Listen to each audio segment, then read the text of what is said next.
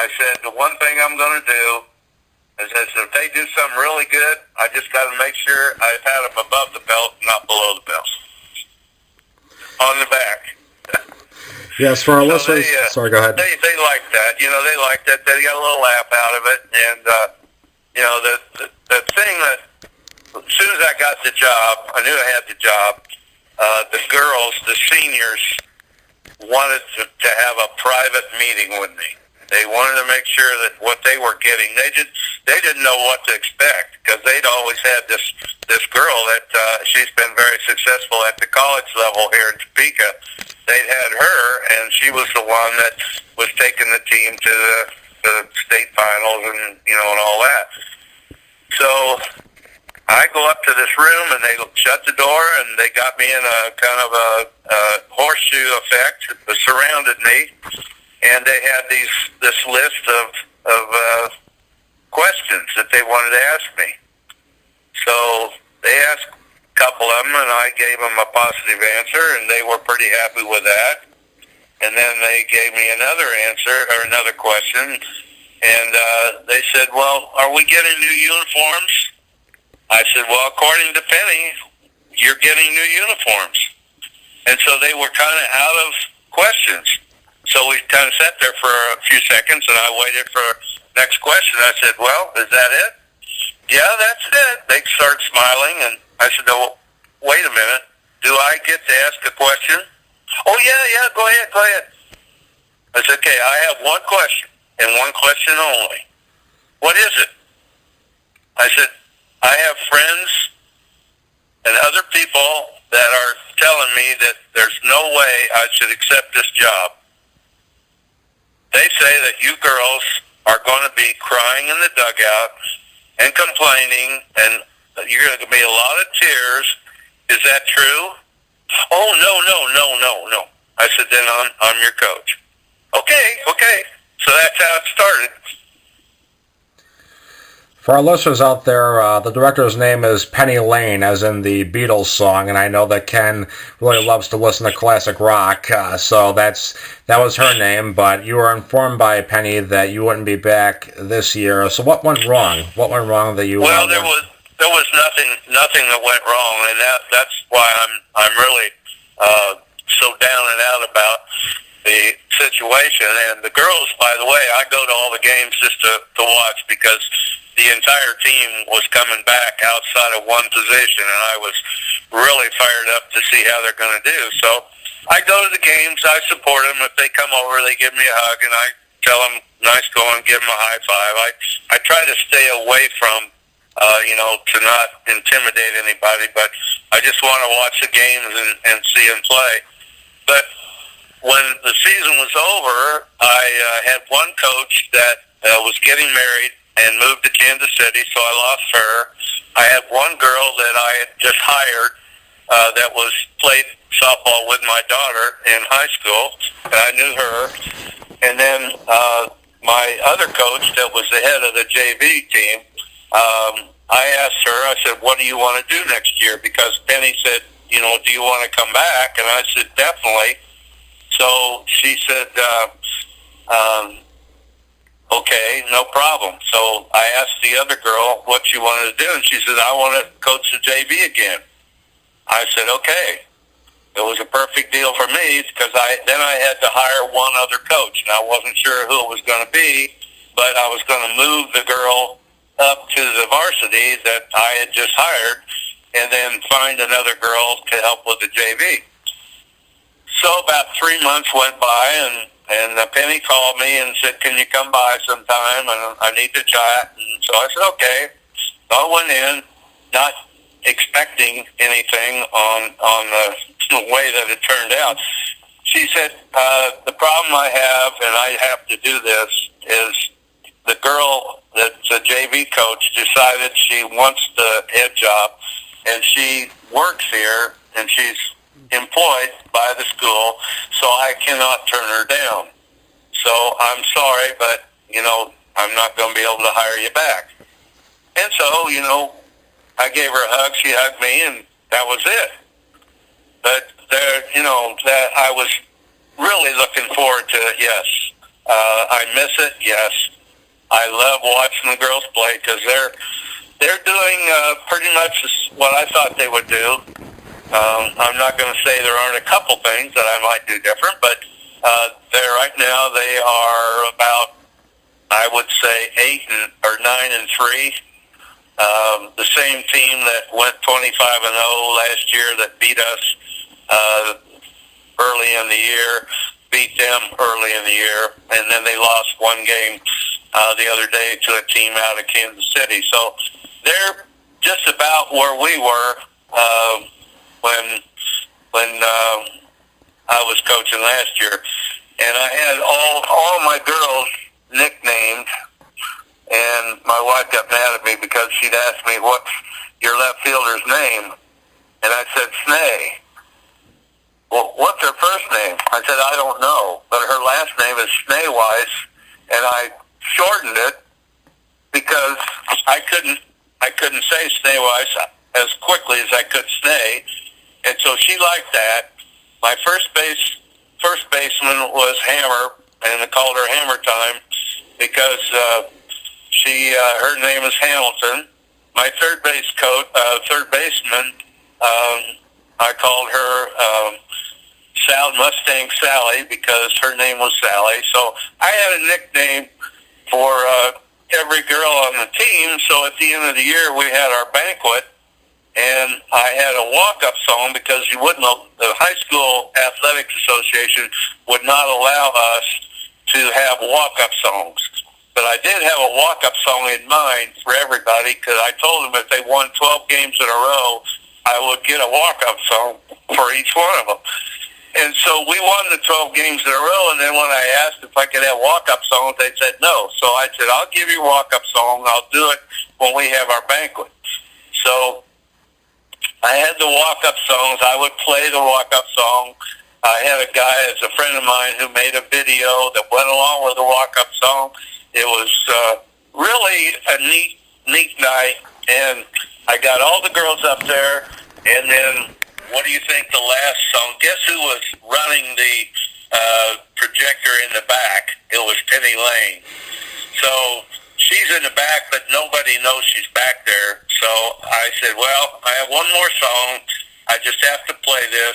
It's for the person that was responsible for me getting this job.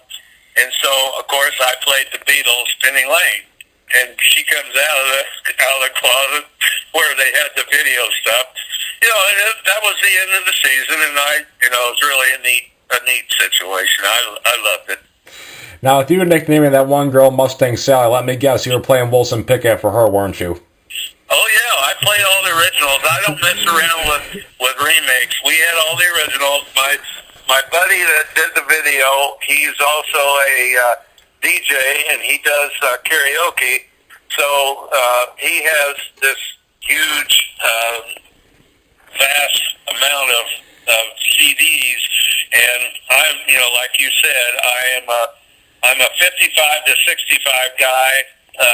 I did get into Creedence Clearwater, and if you want an interesting story there, I can give you that later if you have time. But I was 55 to 65, one-hit wonders. You asked me what they are, and I can probably tell you who did it. And so I had access. So I had this guy, and he made the video, and it was a really neat evening. We had a good time, and the girls liked it, and they liked the nicknames, and we just had a good time. It was a good year.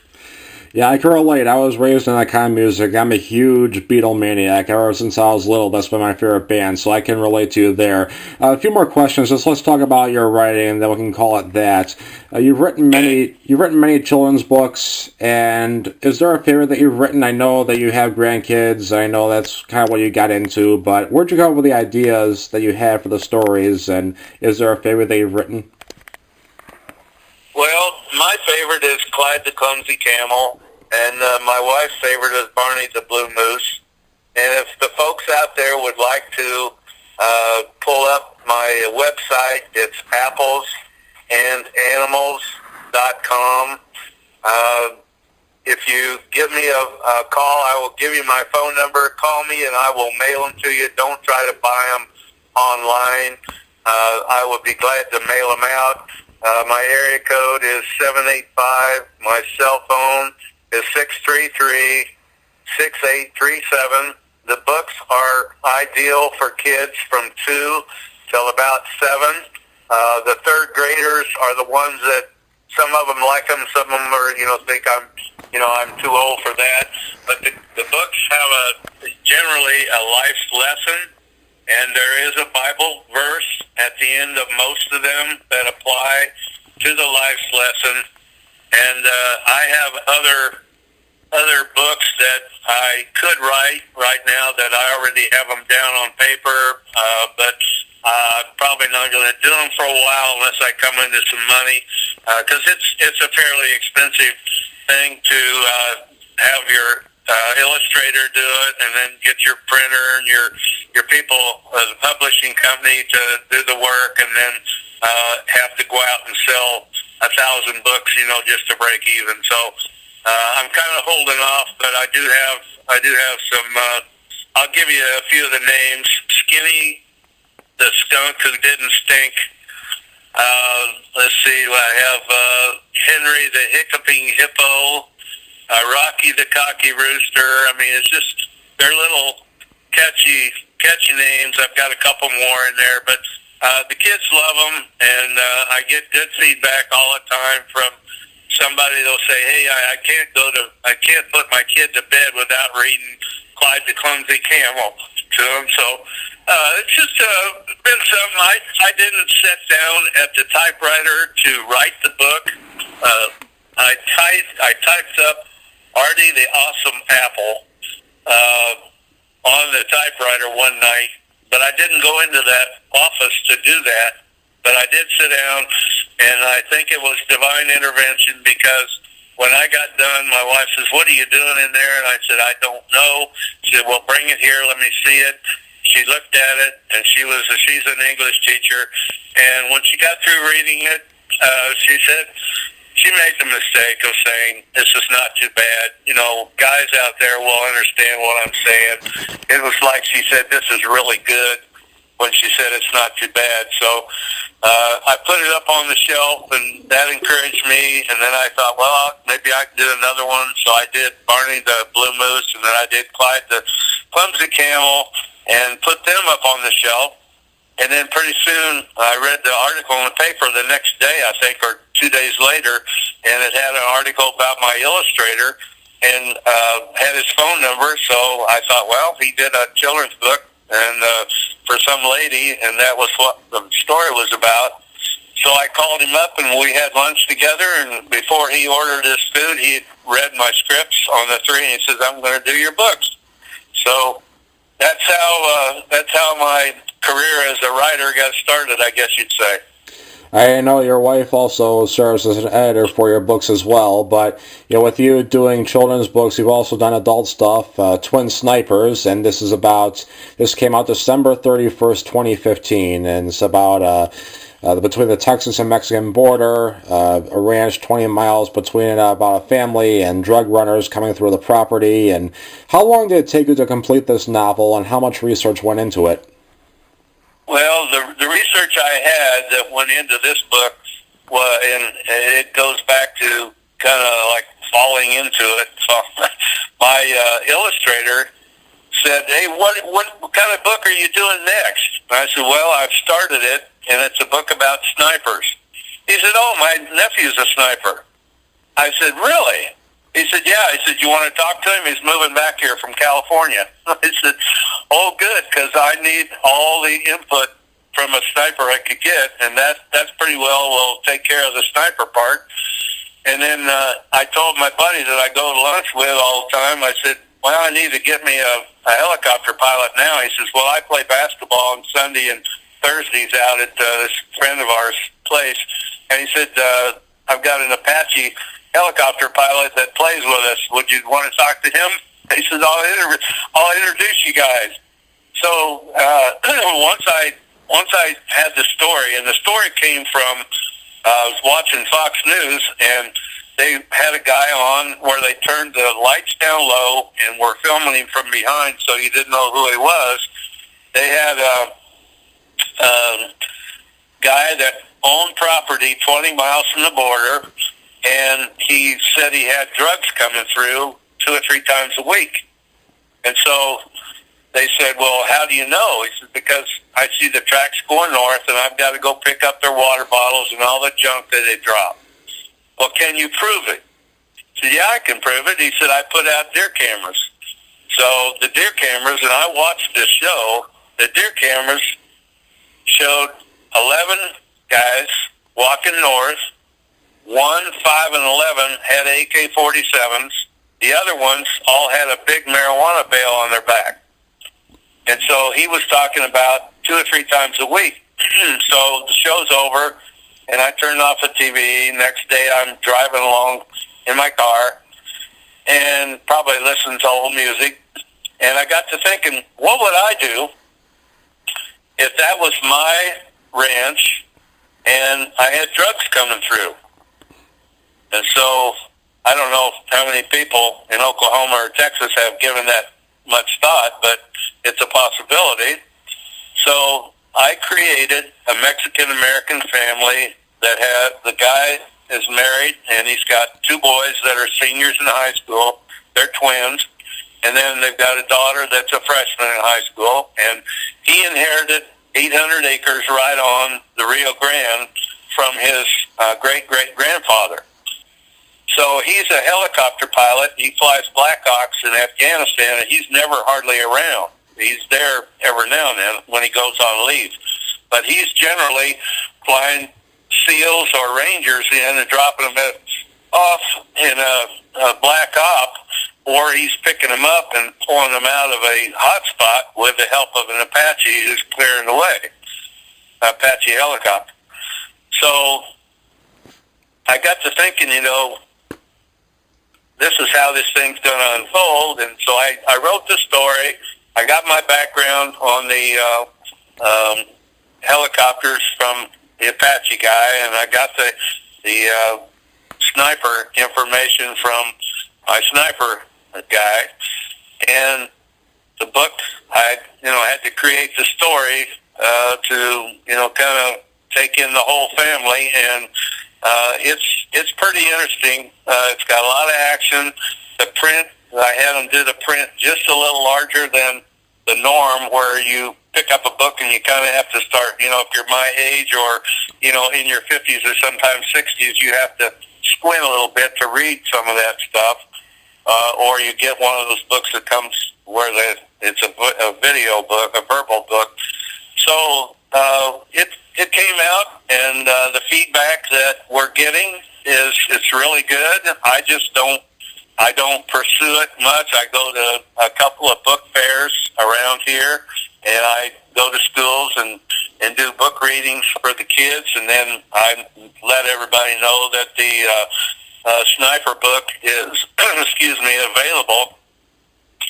It does not have one curse word in it. I know people say, well, how can you write a book with no cuss words? Well, it was easy because there's a lot of action. It moves fast, and it's a family that I think people can draw from. They can associate with the family and what goes on. So again, if anybody's interested in that book or the kids' books, you have my phone number, and you've got my the website for my kids' books. You can contact me there. You can get excuse me. You can get a hold of me and purchase these books on PayPal. You can pull it up there. So if anybody's interested, hey, love to hear from you. I've got one more book that's a novel that is another thriller, I think, and it's hopefully going to be ready here soon. Yes, you can visit twinsnipers.com to get your copy today, and there's also the illustrator, the artist, Andy Valdivia, who has helped out Ken on this project. So Ken, just a couple more questions, and then we will be done. The prologue of the book takes place on the 2-year anniversary of 9/11. What is the reason for the setting of the time of that book? Well, I think because just a lot of the activity going on the border is not only drugs, but it's also terrorists and that sort of thing that we're dealing with. And I've gotten several comments from people that have read the books, said that it should be a movie. I agree with that 100%. I thought that, and I had that in my mind as I was writing it. Whereas the border has been a hot potato. It's been a key issue, in the agenda with politics, and then the sniper. When the movie American Sniper came out, that the timing on that was pretty good. And I just thought that this is a movie that it's a lot of action, and it takes place in several different places, but it's not where you're going to have to do a lot of special effects.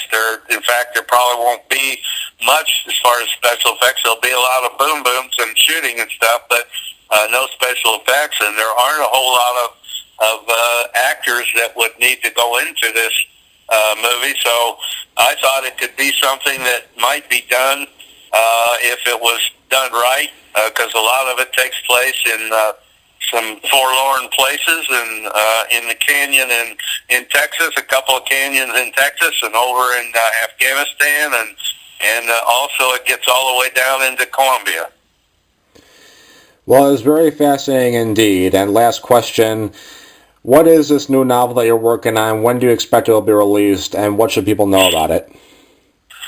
Well, it's hard to describe without getting into it fairly deeply, but it starts in Memphis, Tennessee. It involves a family, husband, wife, and a son, about 13 years old.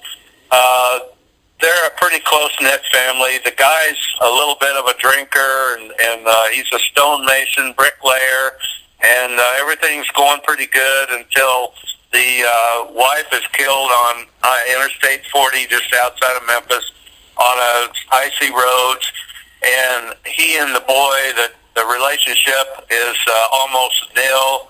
The boy gets frustrated and doesn't know what to do, because when he comes home, if dad comes home shortly after, he's verbally abused, and so he ends up going to through the woods. They live on the fringes of town. He goes through the woods and goes to a high school that's close by, and he starts running just to kind of get rid of his frustrations. And he runs, and the more he gets into running, the better he becomes, but he doesn't have a clue how good he's doing, how well he's doing. And the dad follows him over there one day, and he's only 12, I think, or 13, and he says, if you can run around this track in less than 60 seconds, he said, I'll give you $10. And so the kid tries, and he says, yeah, I'll try. And so he does, and he runs a 61 quarter, and which is really good, especially for that age. And the dad says, whoop, sorry, you ran a 61. Too bad. I knew you couldn't do it. And then he walks away. It's just another little bit of verbal abuse. Well, it ends up where the dad meets a girl who works in a night spot. It's not a bar, but it's a hamburger place where they have dancing, and there is a bar there. And he meets this girl as a waitress, and they kind of fall for each other. It takes a long time, but eventually they're going to get married. Well, he's never introduced the mom, the dad, has never introduced the son to his future bride. And so when they get married, he introduced them before, but when they get married, they become very close, and they become good friends. And then he starts to abuse her verbally, and he hits her one time, and the kid warns him and says, don't ever do that again. And I can't tell you after that what happens, but it's not good. Well, it will be out soon, and Ken Berry, thank you so much for your time. You've been an incredible guest, absolutely fantastic, been very generous for your time, and thank you to you, the listener, for listening to all of this. Hopefully this was very enlightening. They learned a lot from this interview. I certainly did. And until next time, I'm Corey Stolzenbach. Take care, everybody.